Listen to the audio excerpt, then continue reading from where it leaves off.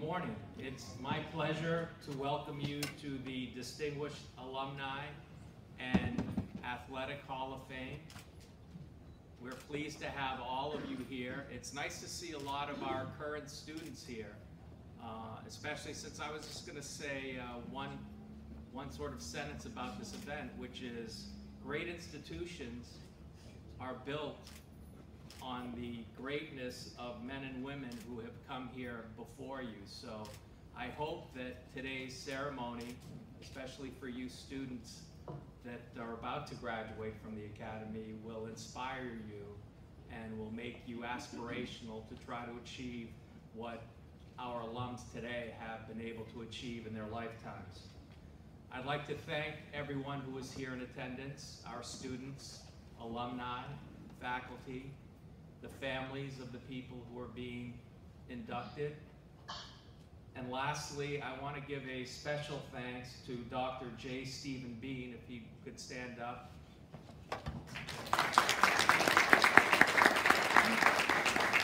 I certainly am following his example and am trying to work on top of his shoulders. So I've heard wonderful things about you. I'm so glad that you've accepted to come and speak to us, and it is really an honor to have you here today. So thank you, and without further ado, I would like to introduce our assistant head of school, Eileen Carigliano, and as you all know, she is the heart and soul of this institution.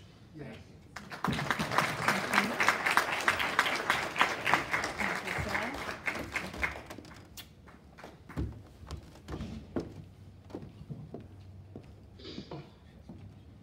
Good morning. Welcome. It's truly my pleasure to be here amidst all of our present and past honorees, as well as our future leaders, our current students here at Staten Island Academy. I've had the privilege of teaching to, learning from, and working with, and getting to know successful, distinguished alumni from this amazing institution for the past 24 years. I had the pleasure to work with and know the first 3 inductees during their time in our upper school. From James's big hugs and trying to hit a baseball into my office, to Janine's fantastic, positive energy and contagious smile, to that scary injury on the soccer field. Might I add, it was a little scarier for me, not her. And for Bethany's sheer determination and passion for everything she did on the field, court, and classroom. These 3 inductees embody all that we hope and dream for our student athletes here at Staten Island Academy. I'm sure you will soon see what I mean. So with that, I invite Mr. Michael Mazzella, class of 1990 and Director of Athletics, to the podium to present to us James Morisano.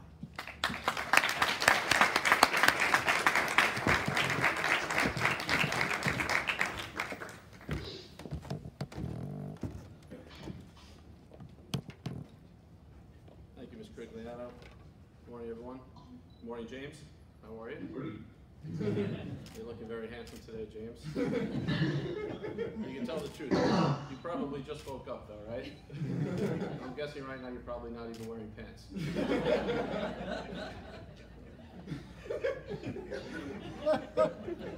you read the Staten Island Advents back when James Morisano was in high school, you knew he was a great baseball player and a tremendous basketball player. If you saw him play in person, you knew he was a special talent. But if you had the privilege to coach James like I did, you would understand that he was definitely one of the best athletes this school has ever produced. And before I go any further, I just think you should know I have a very unique relationship with James. I coach his 2 older brothers, Glenn and Alex, and both of them were great athletes in their own right. But then there was the baby brother, James. Certainly not a baby in terms of size, but definitely a kid who needed to be loved.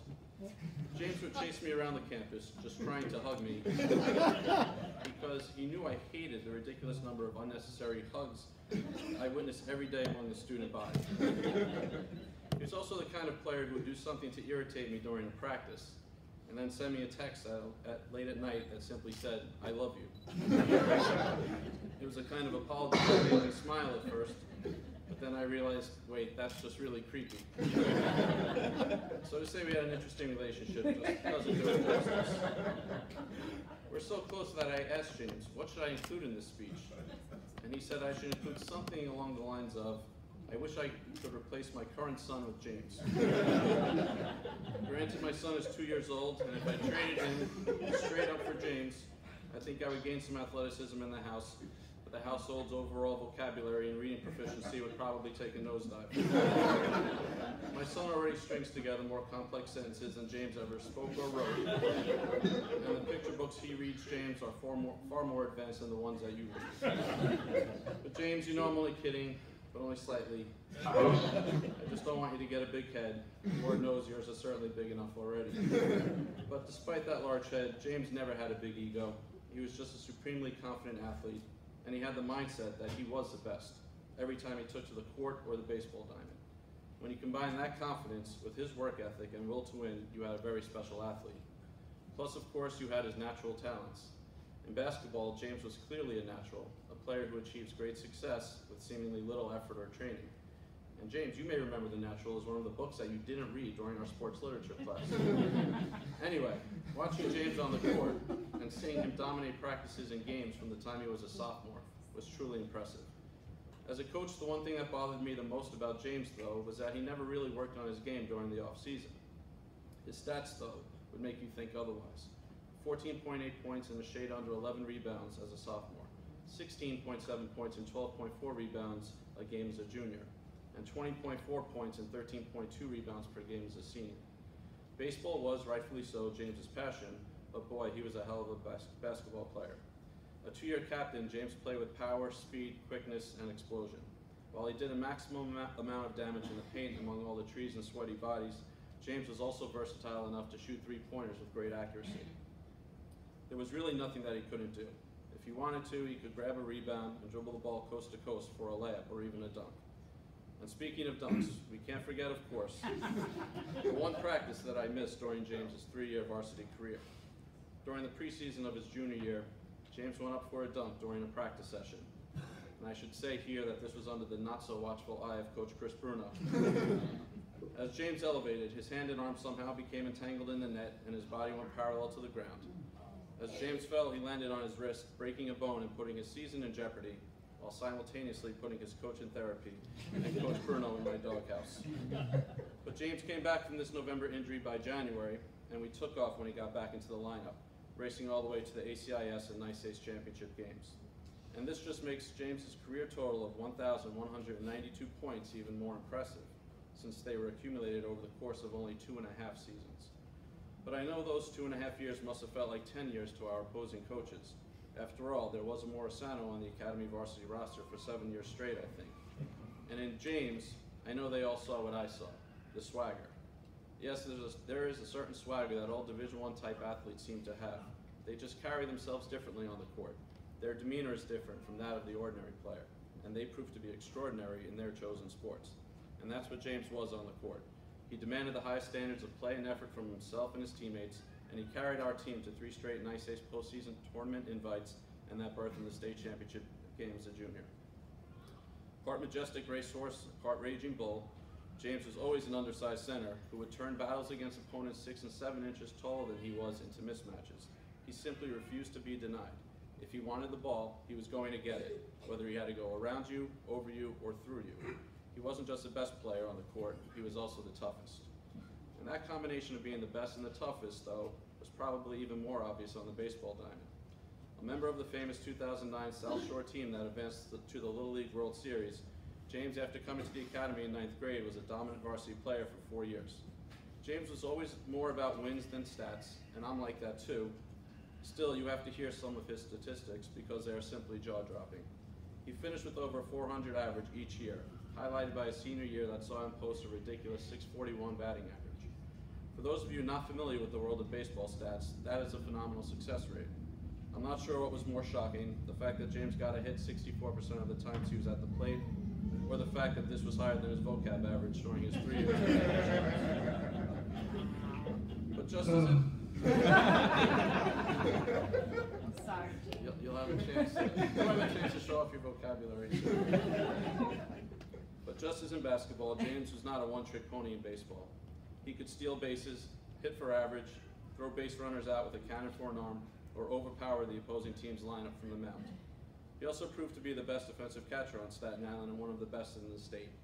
And then, of course, you had the power. When James stepped into the batter's box, everyone in the dugout stepped up to the fence to watch. Opposing managers said a prayer. Fielders took 3 or 4 large strides backwards. Pitchers were looking for a new pair of pants. And academy teachers and fans moved their cars in fear that a Morrisano blast would end up sailing into the parking lot and through their windshields. Some of his moonshots even ended up in the pool area, around the roof of the school, or the roof of the gym building. His high school baseball career was marked by a litany of awards and accolades, from team MVP to league MVP to Advance All-Star. But again, James is all about team success, and he was probably more thrilled with his team's conference championships than any individual honors he garnered. In my eyes, James is the Academy's version of Mike Trout, give or take the $430 million contract. He was a 5-tool player who was a locomotive running around the bases, who had that cannon for an arm, who fielded effortlessly and smoothly, and who hit the ball incredibly hard. In baseball today, scouts, fans, and broadcasters like to talk about exit velocity, the speed at which the ball leaves a batter's bat. I wish we could have recorded the exit velocity of many of the rockets that James hit. As more than one coach marveled, the ball just sounds different coming off his bat.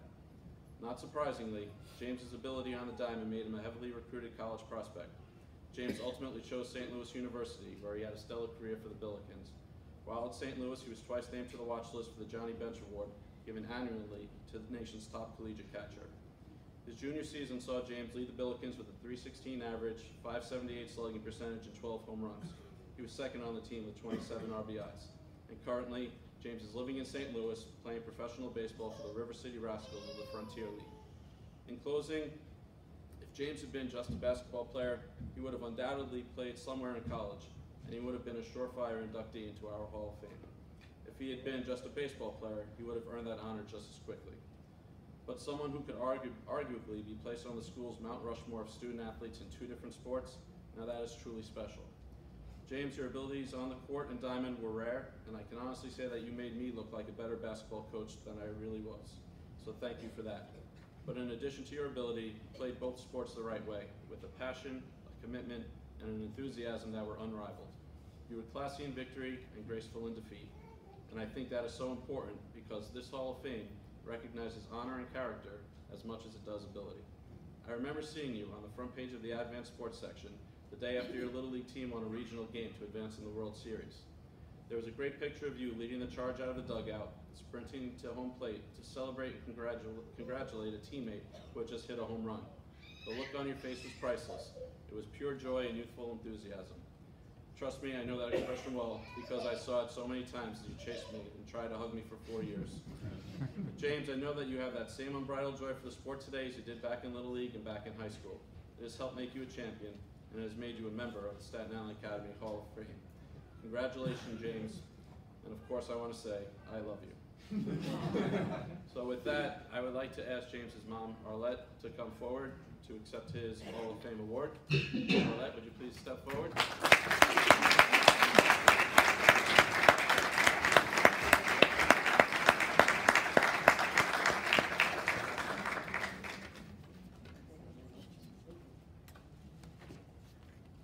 I'm alive.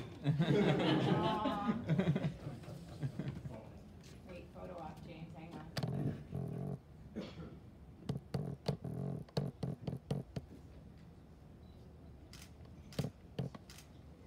Thank you very much.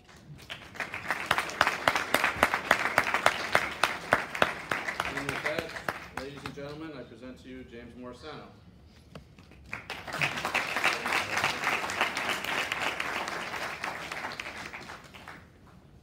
Thank you, Mr. Rosado. Hello, faculty, staff, fellow Hall of Fame inductees, and Hall of Fame board members. First, I just want to thank all the members of the board and the Staten Island County community for deeming me worthy of this honor. I'm extremely upset that I'm not able to be with you guys today, but I can't seem to keep myself off of baseball. There are so many people I thank for this award.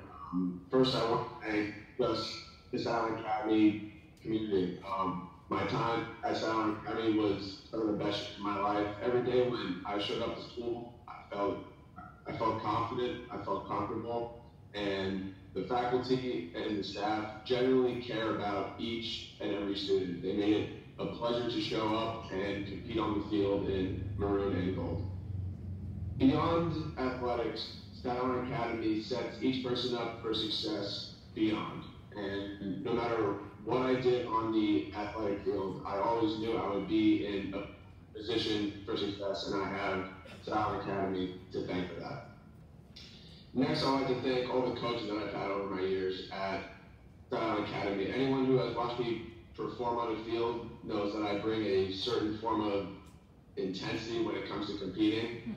Sometimes I may have received a little unjust technical fouls or been intensely talked to by Mr. Mazzella, but that was for my own good. And I just wanted to say thank you for putting up with me and allowing me to be myself when I was on the field. I'd also to thank my family, Mom, Glenn, Alex, and Bridget. Thank you for supporting me in all my endeavors, and I would not be where I am right now if it wasn't for you guys. They have truly been the rock of my athletic career, and I couldn't be more grateful for them. Thank you. And lastly, I just want to thank God for everything that He has bestowed upon me. Everything I'm able to accomplish in my life is done through the Lord, and I can't thank Him enough for keeping me healthy on the field and always watching over my family and I. Again, thank you, and God bless.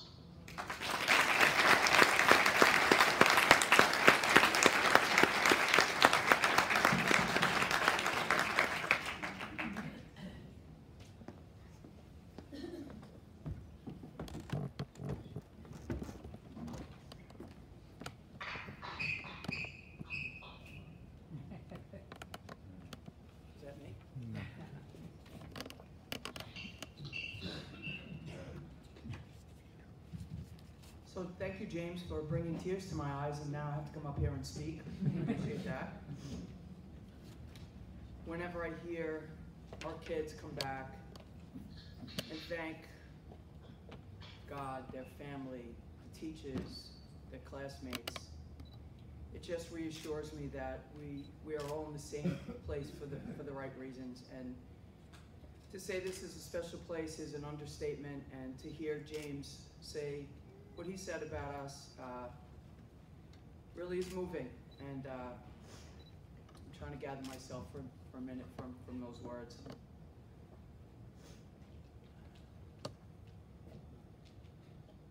Janine, how you doing out there, Janine? Good afternoon, because I think it's almost afternoon. My name is Darlene Crow. I'm a proud parent, teacher, and coach here at Staten Academy for 33 years. 33 extraordinary years because of the students. They're the reason that we as teachers come here every day, and at night we prepare for coming back the next day. But today we're here for congratulations. Let me take this moment first to congratulate all of the new inductees to the Staten Academy Hall of Fame. You're all truly an inspiration, and I'm very proud and thankful to be here today.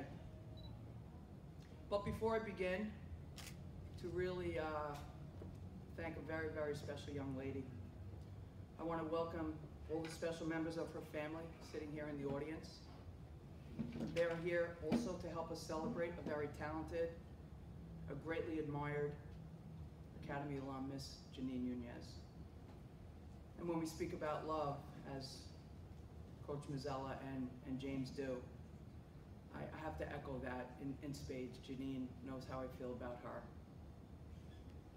I'm going to try something here. En español, por favor. Quiero darle de bienvenida a la familia de Janine hoy. Quiero que sepan lo especial que ella es para mí, nuestra escuela. Ella es mi amiga y una parte de familia. La pasamos en grande, jugando fútbol y nunca que olvida todo lo que ella hizo por nuestro programa. La amo tanto como ustedes la aman. Siempre gracias. In English, I would like to welcome Janine's family here today. I want you to know how special she is to me and to our school. She is my friend, part of my family. We had great times playing soccer together out in the field, and I will never, ever forget what she did for our program. I love her as you love her, always. Gracias, and thank you.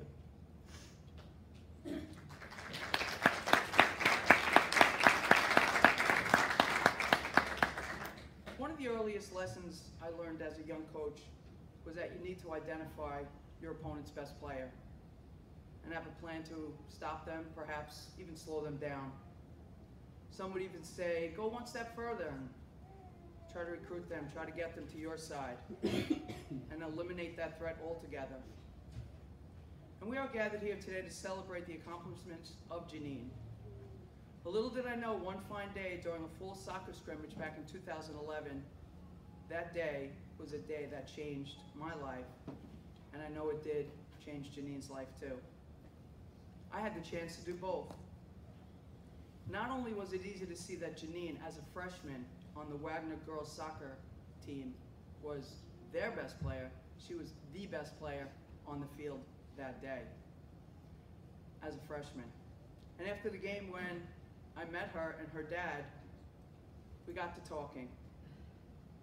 That was a very special day for Anthony, and it was a special day for me. Anthony introduced himself to me and his daughter that afternoon, and it was the beginning of a fantastic voyage, and that's what it's been. I'm not going to stand here today and go through all of the accolades and the statistics. You just had to see her play, and many of you did. I could sit here all day and go over, but here's a quick highlight. She was always the best player in the field. It didn't matter who we were playing. Janine was flat out the best player on the soccer field. But how do we get Janine here? I can tell you all the work that she put in, because as a freshman at another school, she made it her desire to be here at Staten Academy. She set her sights on gaining admission to this school, to this academy, to play for this coach. And my heart was full. Never before had I witnessed an absolute commitment to make something happen like Janine made happen. I did see her make her way onto this campus in September of 2012. That was a great day for Janine. That was a great day for her family, but an even greater day for Staten Academy. It's a real story of perseverance, one that proves that given the right circumstances, any student who desires a better educational opportunity can become a success, both in the classroom and on the fields of play. It's a story about overcoming adversity and demonstrating that someone can be better than their predetermined abilities or any score on a test. I am so proud of Janine. She's accomplished so much on this soccer field. Yes, she was an MVP. Yes, she was an Advanced All-Star. Yes, she was a leading scorer. All those accolades, I'm sure she remembers each and every one. But I'm going to toss out something even more important. Somebody mentioned it earlier. Even she surprised me when, after suffering a devastating injury in front of the bench on our side of the field, when she was basically tackled and broke her collarbone.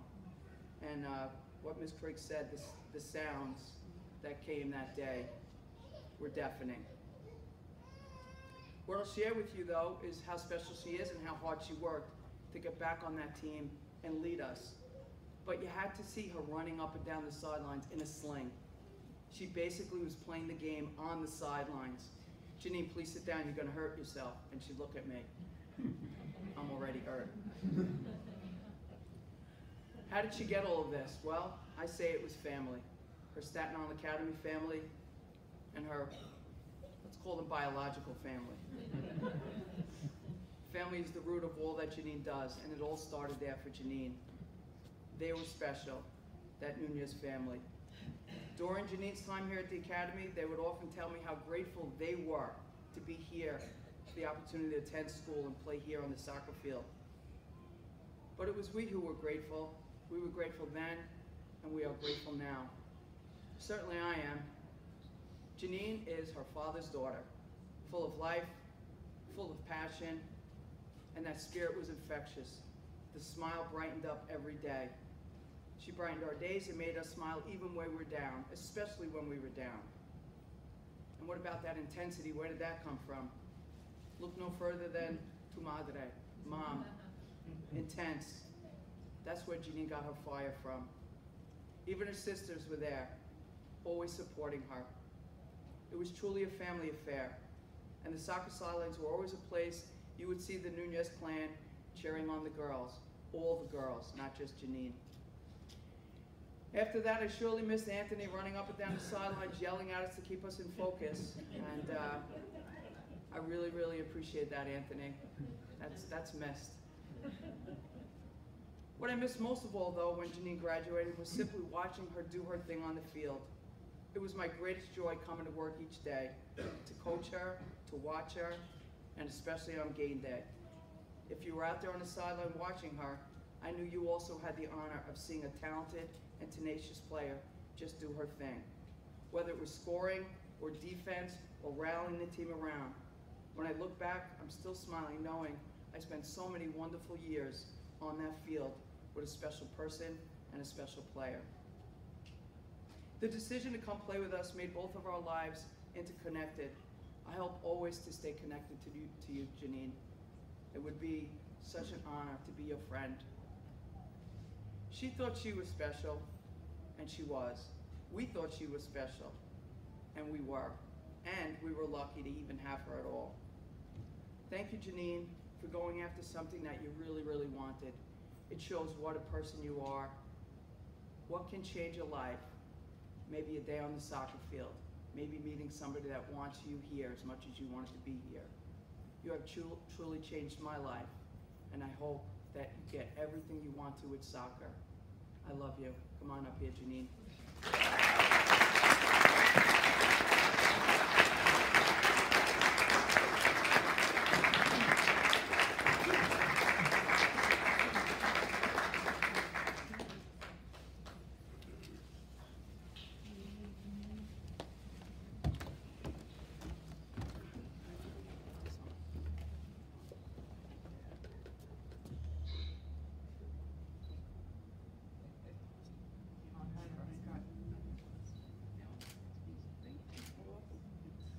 Basically saying now, she's crying and now she has to come up and speak after me.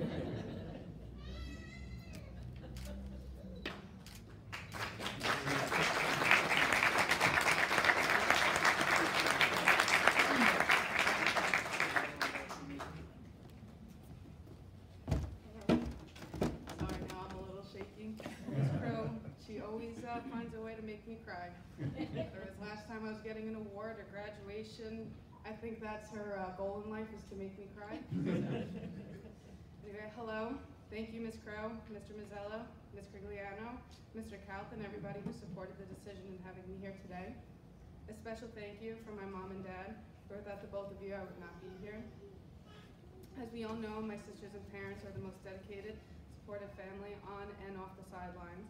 However, what you don't know is the sacrifices that have been made to get me back and forth from travel soccer, the ones that have been made to put me through this amazing school, and the ones that have taken me all the way to Europe and back. Mommy and Daddy, I know you're proud of me, but you have no idea how proud I am when somebody asks me, are those your parents screaming in the stands? And I'm able to respond with, yes, those lunatics are mine. Also, you don't know how amazing and supportive my aunts, uncles, cousins are. They've made it to practically every college game, and that is something that I will cherish for a lifetime. And I have to make a special shout out to my manager, Uncle Brian. All in all, I'd like to thank my family for all that you've done to this point, but we don't plan on stopping yet, right? As for my family here at the Academy, this achievement would not have been possible without all of you. Ms. Crow, I was hoping to come here straight out of middle school. Life has a funny way of putting things into place. For those of you who don't know, I started my high school career at Wagner High School, and I will never forget my first high school goal for the Falcons because it was against you, Ms. Crow, and the Tigers. Yes, we wound up losing 5-1, but I will never forget the talk that we had after the game. You wanted to make sure that I was a Tiger for the next 3 years of my career, and I couldn't be more thankful for you doing so. The Academy has done more than just built me into the player I am today, but also the person I am. The teammates that came and went with the years that I wore the SIA logo on my chest were all women that I was able to look to when I needed a hand. When looking back at the memories that came along with that amazing journey, it's not the successes or the losses that are highlighted, except for the LIU win, but it's the hard work, friendships, and joy that I had playing here at the school.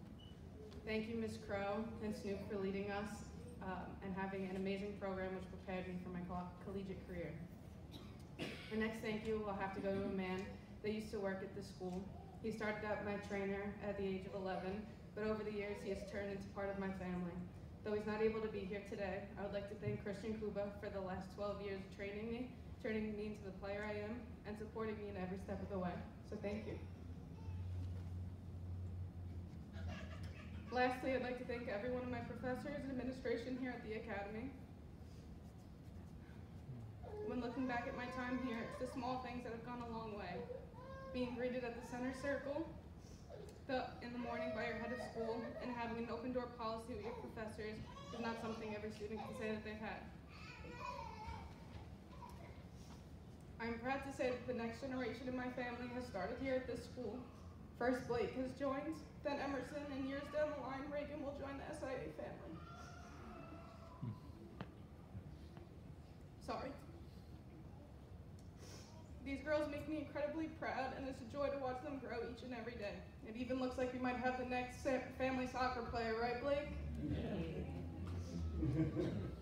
Lastly, I'd like to congratulate the other inductees being recognized today, especially you, James. The story of you hitting me in the head with a 300-foot homer will never get old.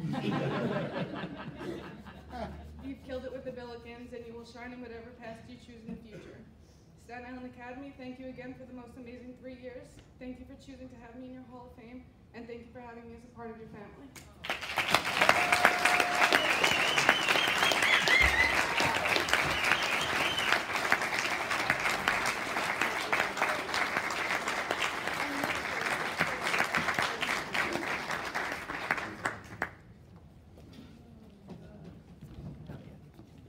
Forgot this. We're too emotional, that's the problem. I know, you started it. He started it.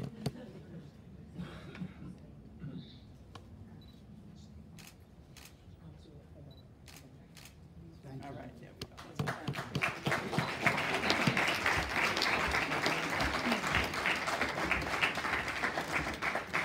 Actually, James started it.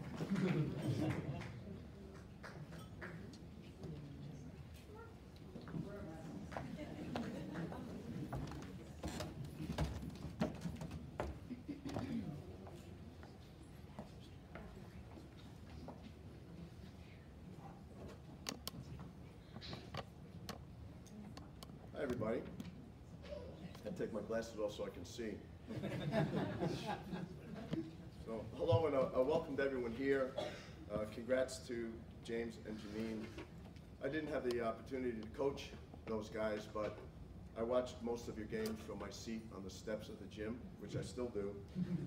I was debating whether I should tell you how long I've been here. I know Eileen did that, and Darlene did that. So I've only been here 50 years.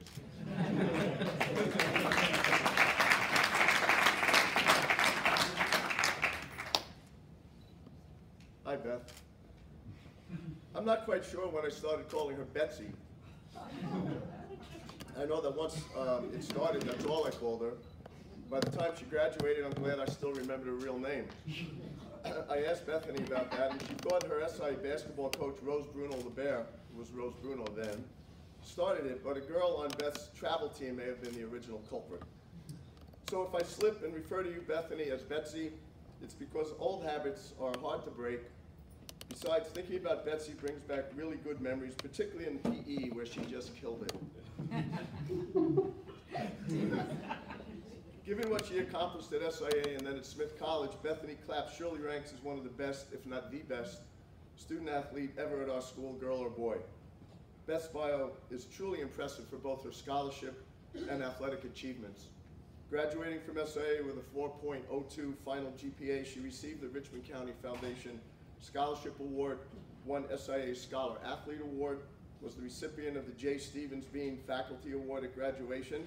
Dr. Bean, it's nice to have you here with us today.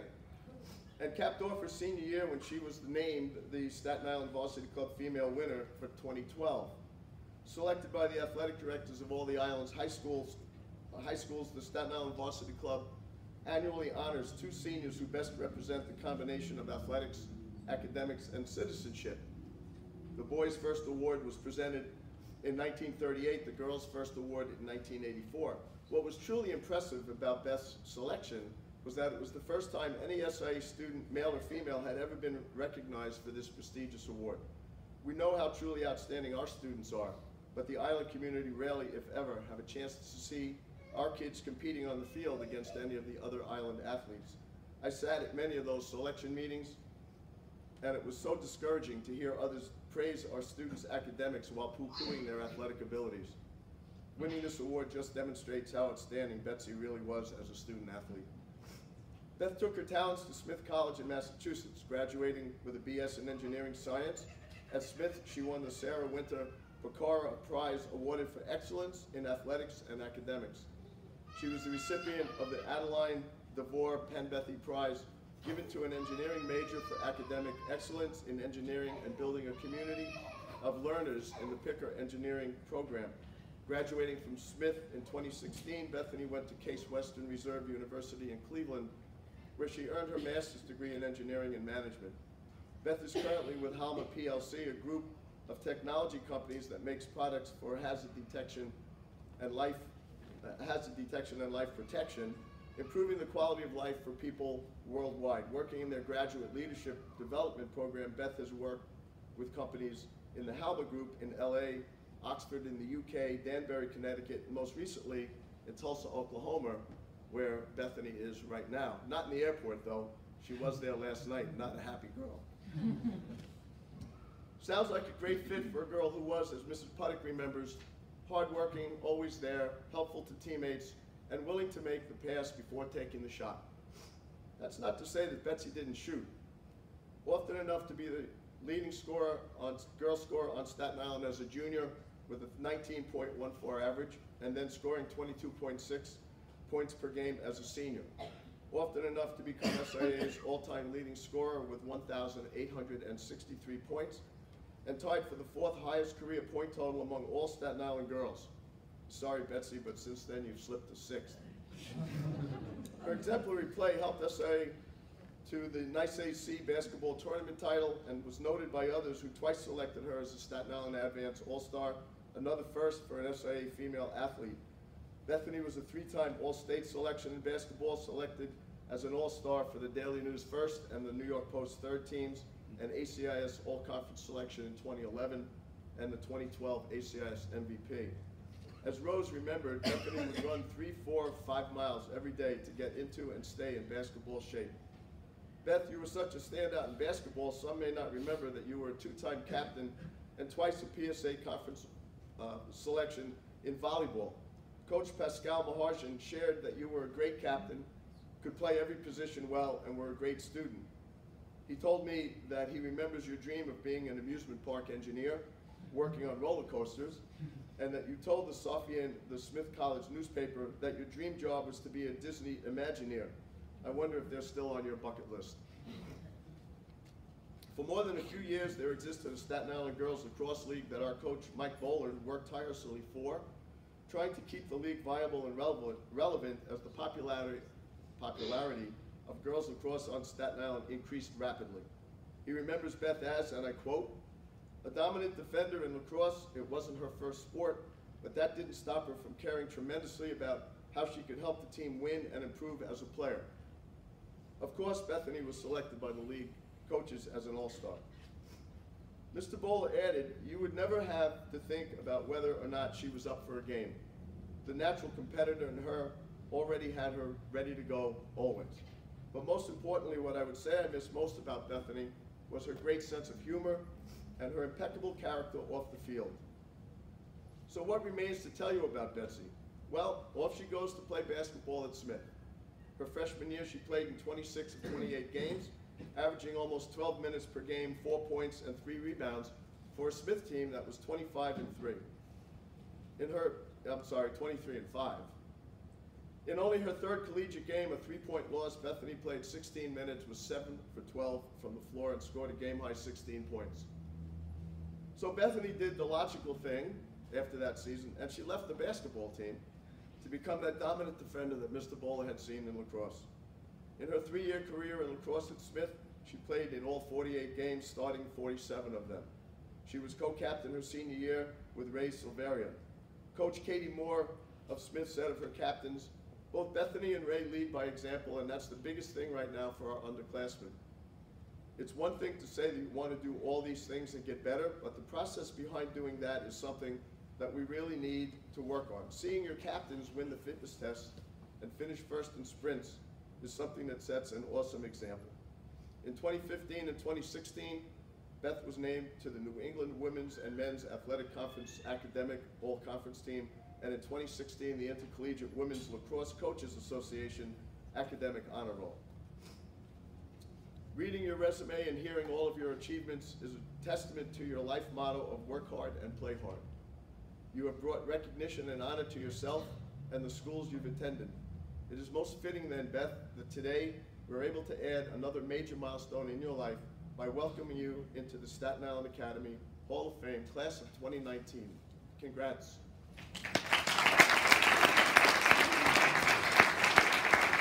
I wonder if I could have the Claps family come up here to accept Bethany's award. Please, come up.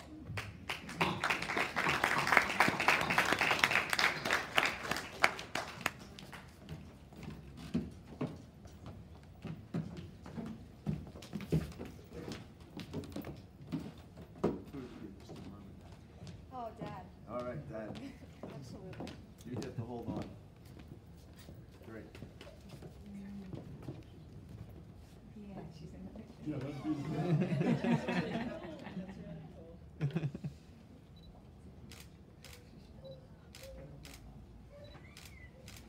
Thank you.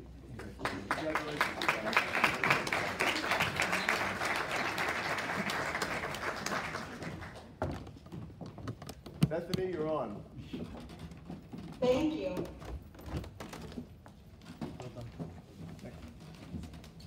Thank you, Mr.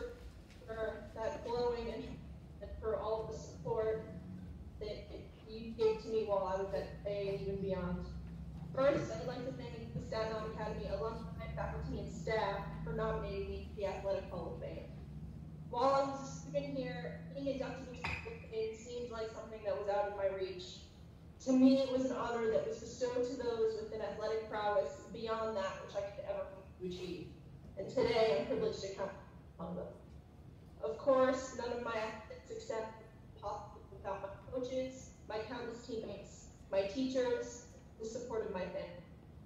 I'd especially like to thank Marlene Crow, who opened the door to the possibility of my coming to Staten Island Academy. As an 8th grader, I had no idea how attending would alter the life. Staten Island Academy not only nurtured my athletic development, but also my development as a person. My experiences as I endured that were unimaginable to me only 10 years ago. A private college education, a collegiate sports career, a master's degree, and now my first job. All of my successes, academically, athletically, and professionally, can be traced back to the years that I spent at SK. Thank you.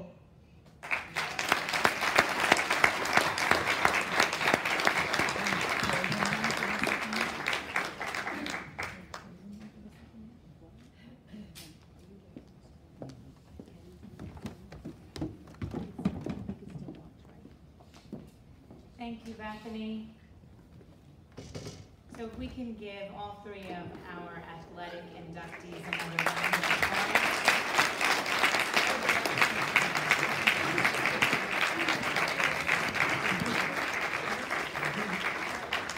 Although our next group of honorees are not being inducted into our Athletic Hall of Fame today, they have been clearly game changers in their fields. Our distinguished alum that are being inducted demonstrated tremendous leadership and exemplary service to others, embodying the true Academy way. We are proud to say that leadership and service are still two attributes we continue to value and instill in all of our Academy students each and every day. Our committee struggled with nominating only 10 graduates, and no doubt, in our 135-year history, the original working list was impressive, not to mention lengthy. It's even more difficult for the group to select only 3 to induct this afternoon. However, after you hear about each of these amazing gentlemen, it will be no surprise that our committee voted unanimously to induct each one of them as distinguished alumni at Staten Island Academy. I now ask Teresa Pelosi, Director of Development, to the podium to present Dr. Walter Bautenhausen.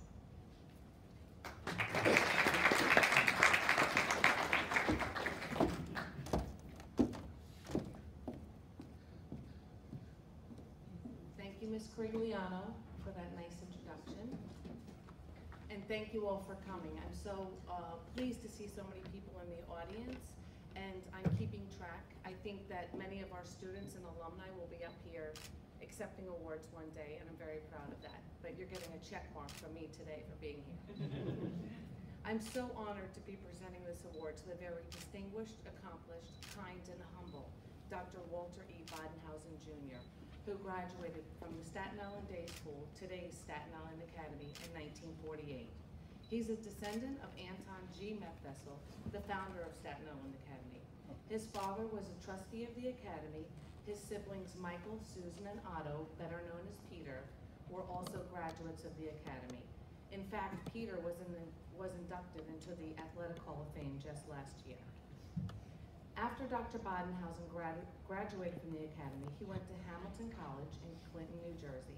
He earned his medical degree from Hahnemann College, which today is Drexel University College of Medicine. Although he was aggressively pursued by the most respected orthopedic surgeons in New York, he began his residency at the University of Louisville Hospital, where he ultimately settled into his life in Kentucky. Dr. B, as he's affectionately known, then began a career where he became a pioneer in the new field of orthopedic surgery and sports medicine. His specialty was joint replacement for disabled children. The practice, Ellis and Badenhausen Orthopedics PSC, still thrives today. His achievements and accolades are legion. They are too many to list.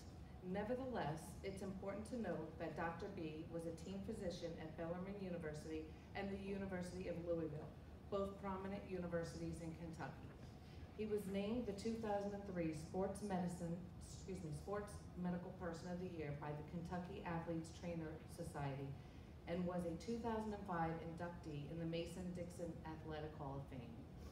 He was also named to the Greater Louisville Medical Society, a prestigious society which was founded in 1892.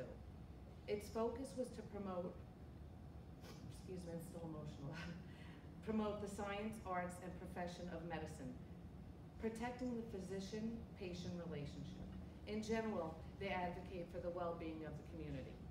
Dr. Badenhausen embodies the highest virtues of an Academy student through his servant leadership. Accordingly, the training room at Bellarmine University is named in his honor. Also, the Louisville Bats, a AAA minor league baseball team, athletic training room at the Bats Clubhouse has been dedicated to him because of his long-term service to the Bats and Reds. He is recognized for his years of selfless dedication and heartfelt concern for the players who have spent time competing in Louisville and throughout the country.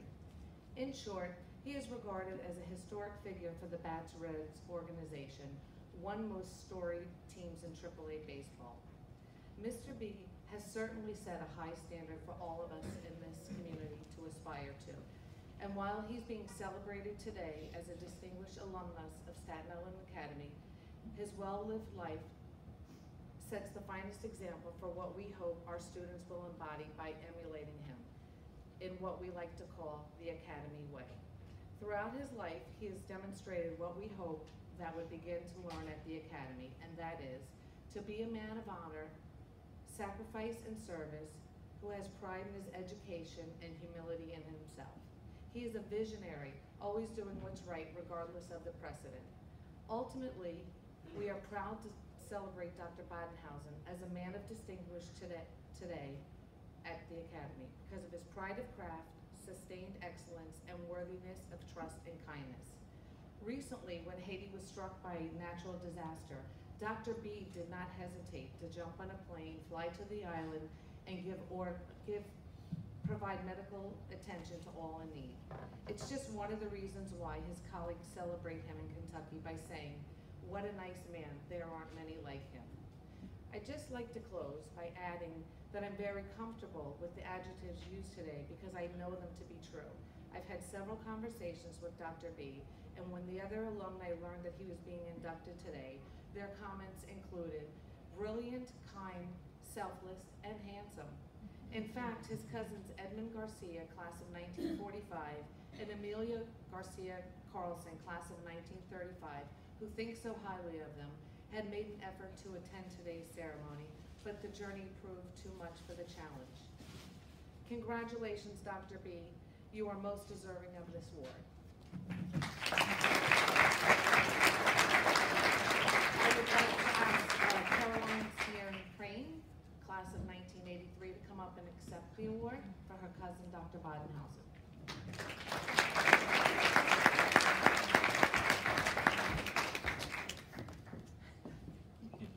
I got you.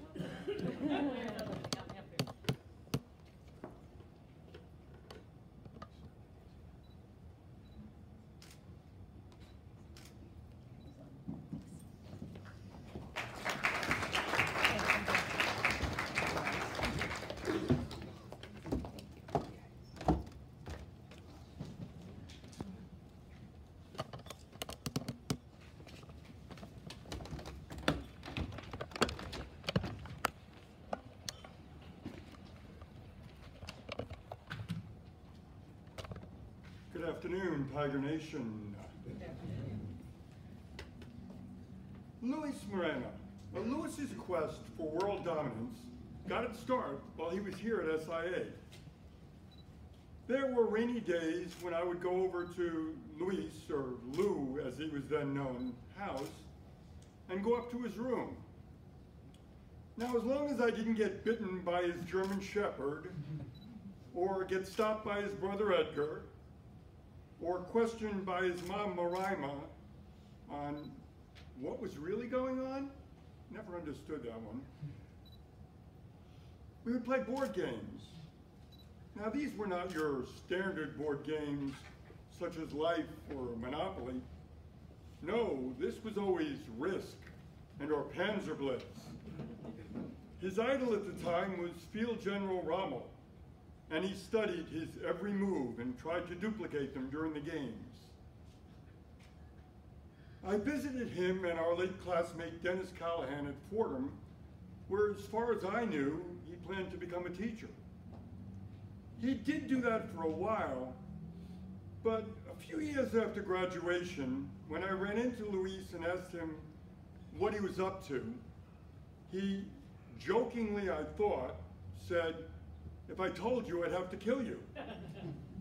At the time, I didn't realize how serious he was.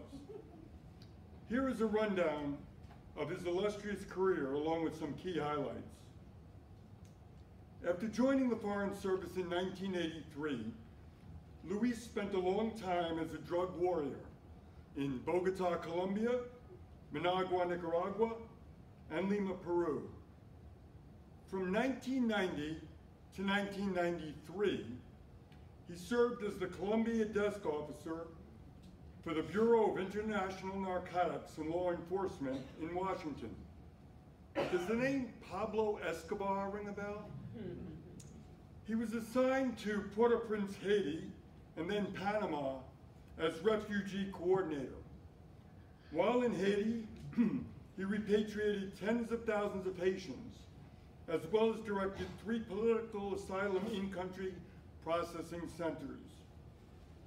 In Panama, he oversaw the U.S. government effort in moving Kurdish refugees to Guam and assisting them in their resettlement to the United States. Later that decade, he served as the Narcotics Affairs Director in Bogota, Colombia.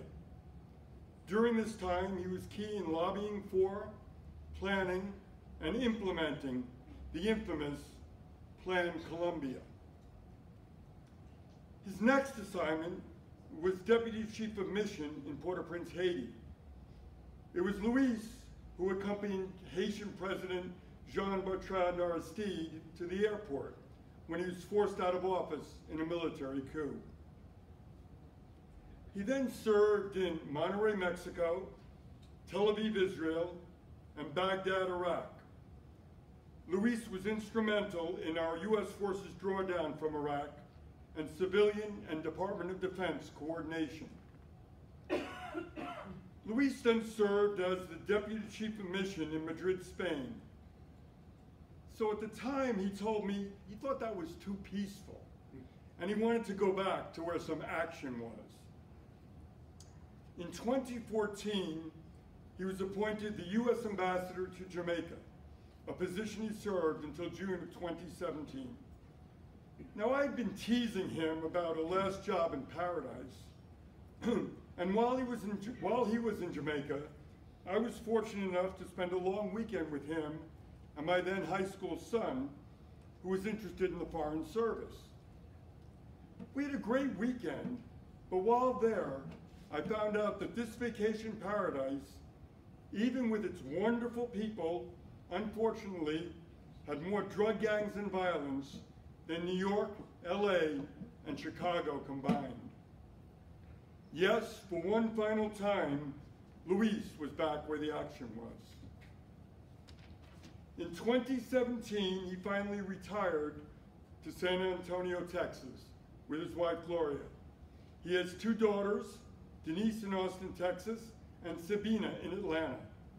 In retirement, he has been kept busy as a member of the Foreign Service Grievance Board and appearing on radio and television, speaking on the many areas of his expertise. So, as you can well imagine, this isn't the first honor he has received. Luis has received numerous State Department awards, including 11 Senior Performance Awards, 7 Honor Awards, and the American Foreign Service Association William Rifkin Award for Creative Dissent. He was awarded the Department of State's James Clement Dunn Award for Excellence in Diplomacy in 2001 for Project Columbia. He has also received the Department of State's Heroism Award. In 2012, he received a Presidential Meritorious Service Award. So, adding to that illustrious list, and I'm sure many more not mentioned here, I am very proud to be here to help present to the Ambassador, but more importantly, my good friend for over 49 years, the Honorable Luis J. Moreno, a 2019 SIA Distinguished Alumni Award.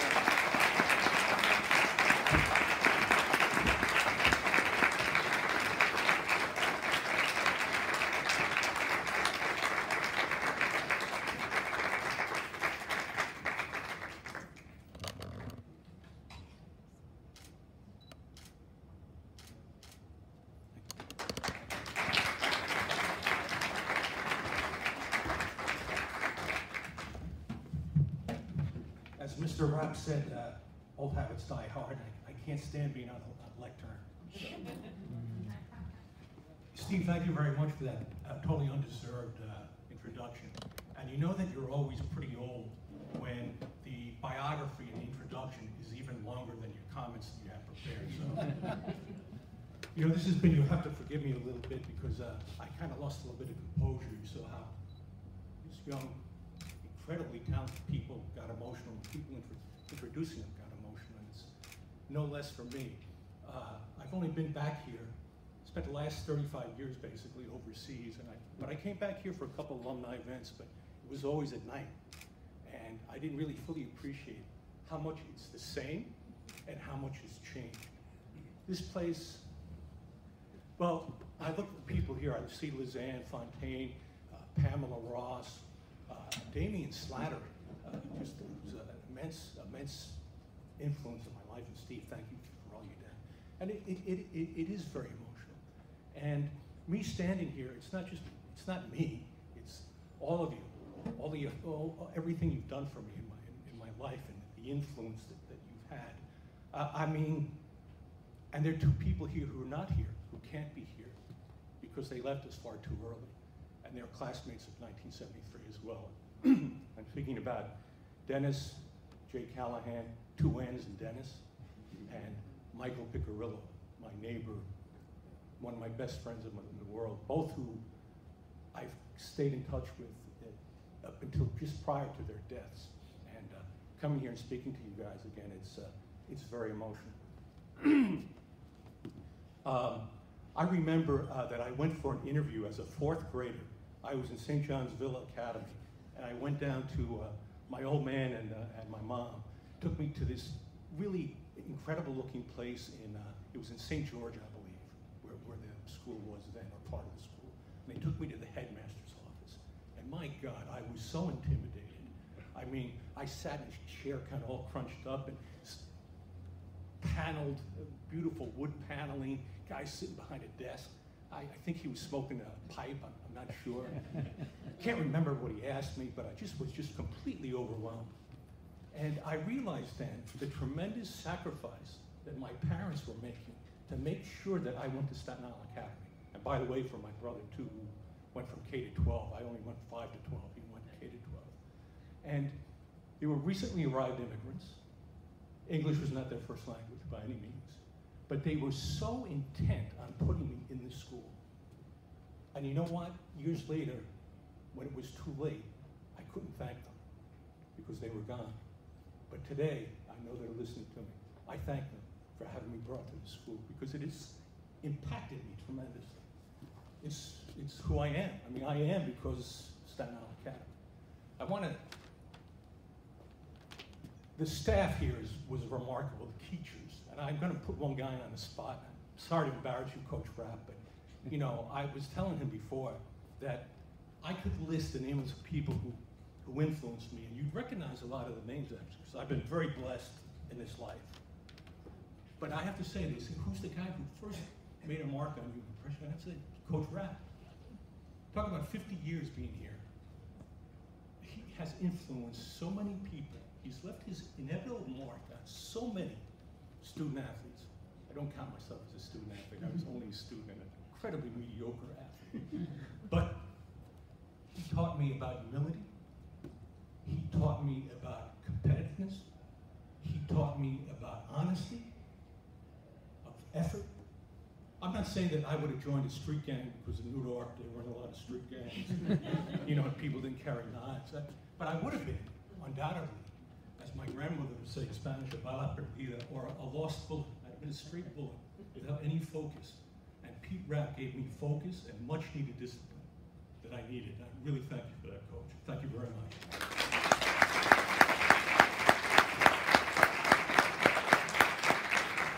I didn't embarrass you too badly, did I? Not too good. You know, here's the thing.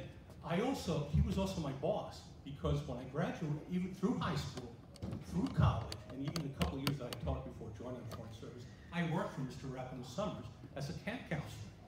And I went to him and I said, hey, look, Mr. Rapp, I'm sorry to say, you know, well, I'm not sorry to say, but, you know, I've joined the Foreign Service, or I've been selected, and, you know, I won't be able to work here in the summers. And he said, look, if something goes wrong or whatever, come back, and you're welcome here any summer. Well, I retired last year. Nobody is still available. You know, things are kind of circular.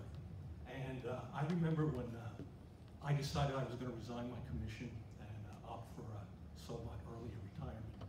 And I began to philosophize. I was usually a guy who wanted to just be going 100 miles an hour. I started thinking, this is the last time, for instance, I'm going to be at the Marine Ball, which is a special thing that we honor the Marines once a year in the government.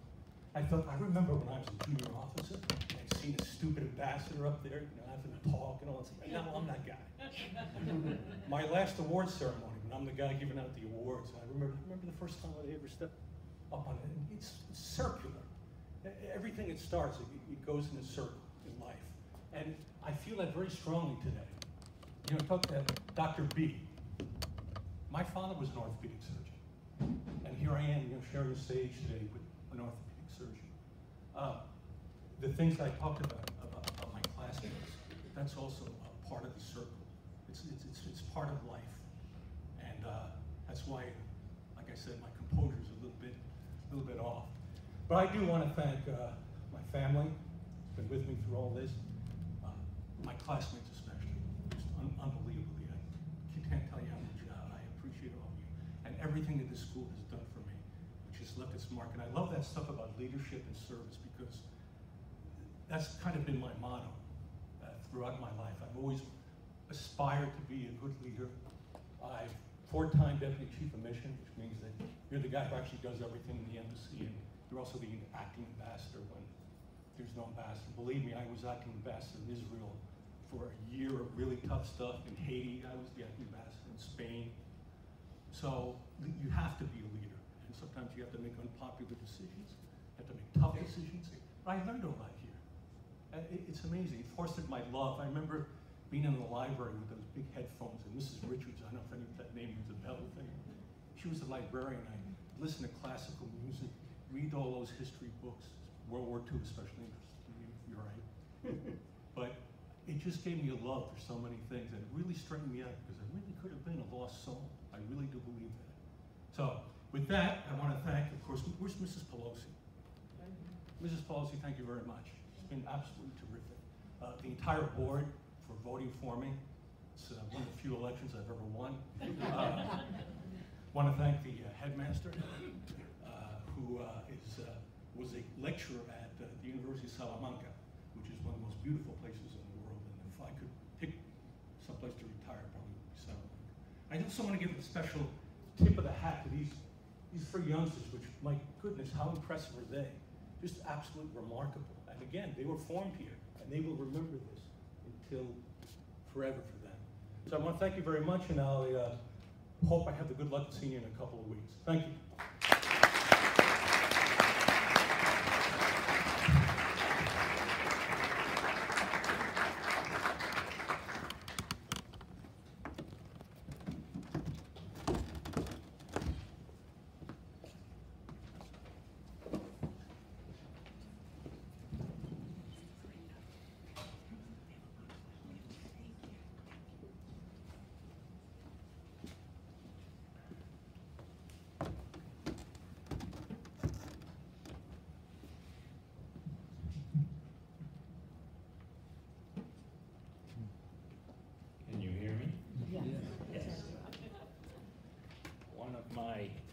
Recollections of this room is as a part of a faculty that was just beginning to learn to work together on stage.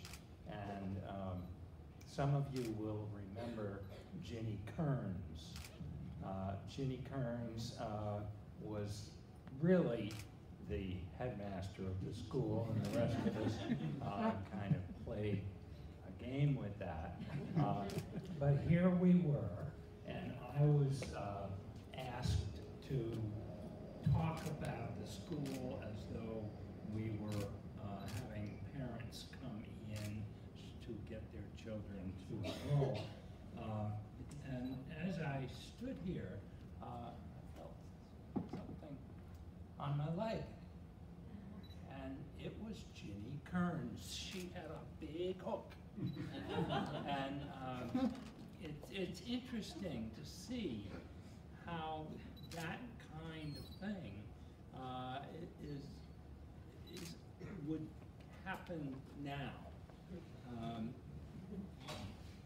This is a new effort for the school, I'm told. And I even made it down the streets of Brooklyn to get here. But my job is not all of that. Instead, it is to try to applaud a gentleman who is no more with us, Dick Diamond. Dick Diamond was the one who hired me some years ago to be a headmaster, and he did so much for for this school that it goes on and on. Most of you will know others of his family. Caroline, for example, was the chairman of board not too long ago. Allison, as an artist, is a part of that masthead of the what is it? Advance. Right, thank you. And Richie, who was always last in the path, has done beautifully, and I guess the one I would point to most is Alice. I don't know how many of you know her. I can recall her telling the husband, Richard, put down your cigar. And of course I was there saying, borrow one? But that's not what it was all about. This school has done so much and has gone through some wrinkles in time.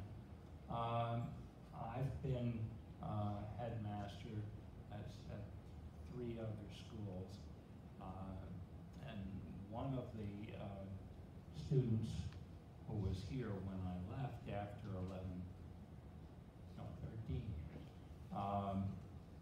why are you leaving? And I said, well, you know, I have to grow too. And somebody who has grown, but I'm not sure he needed to grow much, and that is Peter.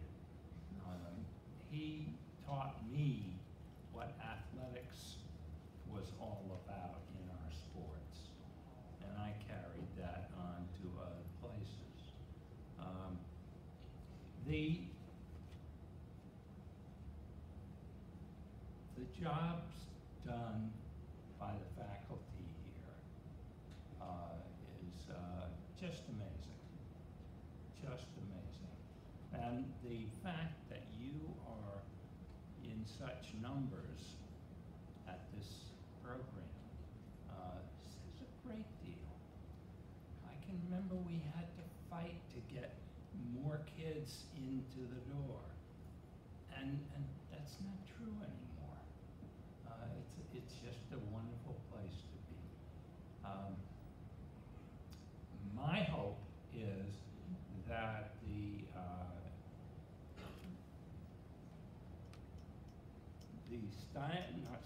Diamond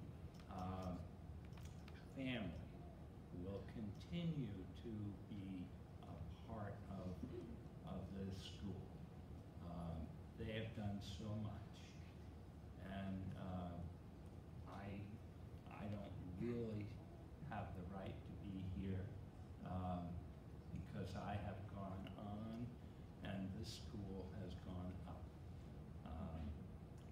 So I will just leave it at that, and thank you.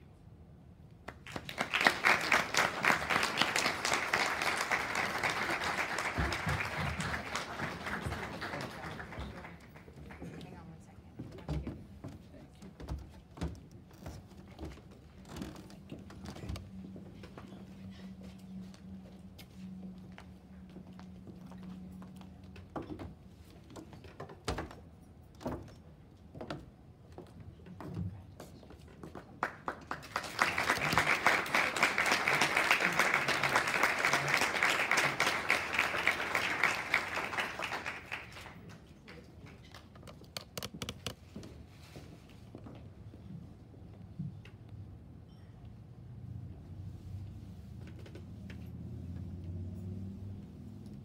So I'm Caroline Diamond Harrison.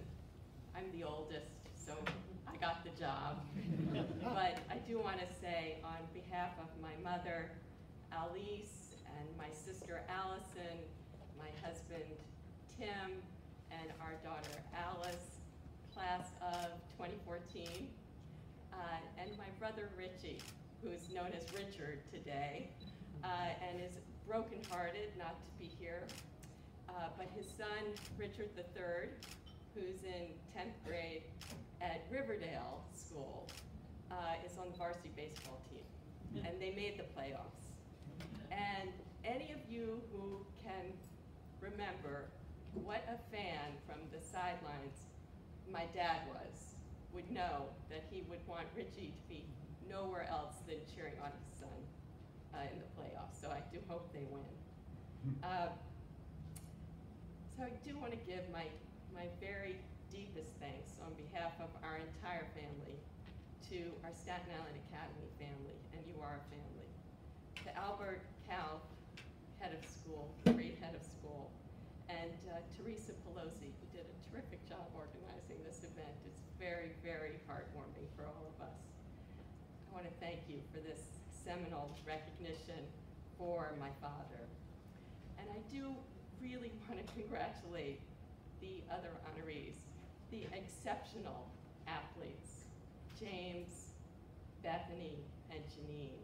I had the privilege of watching all of you on the court and on the field, and now seeing you today become the successful adults you are. You are so worthy of this recognition. And Dr. B and Luis, Dad's in very good company to be recognized with you, so I want to congratulate you as well. Dr. B, thank you for sharing your very moving remarks and tribute. It means so much to my mother and all of us that you made the trip to be with us today. To Dad, you were a great leader for SIA, a great headmaster, a partner for him, and you and Betsy, with your entire family, were great friends to all of our families. So thank you for being here today. Dad loved Staten Island Academy for his entire life. When he was 4 years old, his father, Dr. Joseph Diamond, carried Dad under his arm and handed him off to Miss Mundorf at the Willard Mundorf Kindergarten, which later became part of SIA. Dad spoke fondly of Miss Willard and Miss Mundorf for his whole life. He learned lessons from them. There was one story that he loved to tell about Miss Willard. There was a rule at Willard Mundorf Kindergarten that children had to eat everything on their lunch plate if they wanted to go to the playground. Well, on this particular day, the vegetable was lima beans. Little Richard Diamond did not eat lima beans, so he told Miss Willard. But Richard, you must, she said. And they sat, and they sat, and they sat all afternoon. No playground for Richard. He learned that you can't always get your way. But never in his life did he eat a lima bean. Dad loved Latin, he loved history, he loved writing. He loved his teacher, Mr. McNamara, and the headmaster, Mr. Merrick, and Mrs. Merrick as well. His lifelong love of learning was born at SIA. Later in life, Dad loved giving back to the school, serving on its board with the likes of Janet Steern and Jack Boyce and Jack Fontaine and Peter Boziolis and so many other dedicated people, partnering with Steve Bean in the 70s and 80s on the important projects of the day, cheering the teams from the sidelines with Ginny Kearns and Nancy Avis and so many others. He loved the the dedicated faculty, Peter Rapp and Brian Mansky, and so many more. Dad took pride in Staten Island Academy for his entire life. He saw it as filling a critical need in our community as the only independent school on Staten Island. And more than that, he believed it was the very best school. And he really meant that.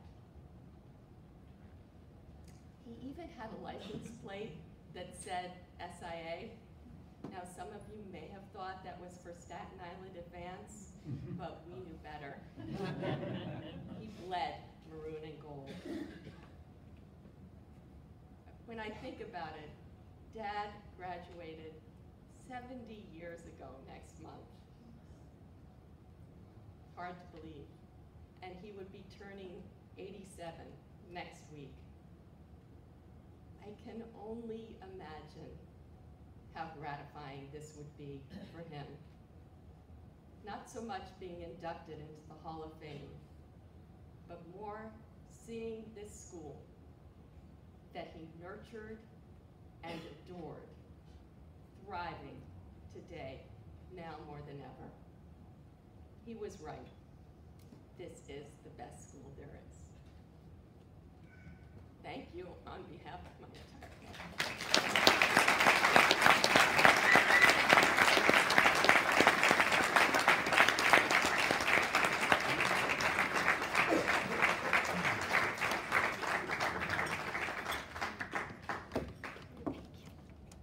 Ladies and gentlemen, I want to thank you all for joining us today to honor this great school and, of course, the impressive graduates it helps to foster, namely the 6 fantastic men and women we honor today.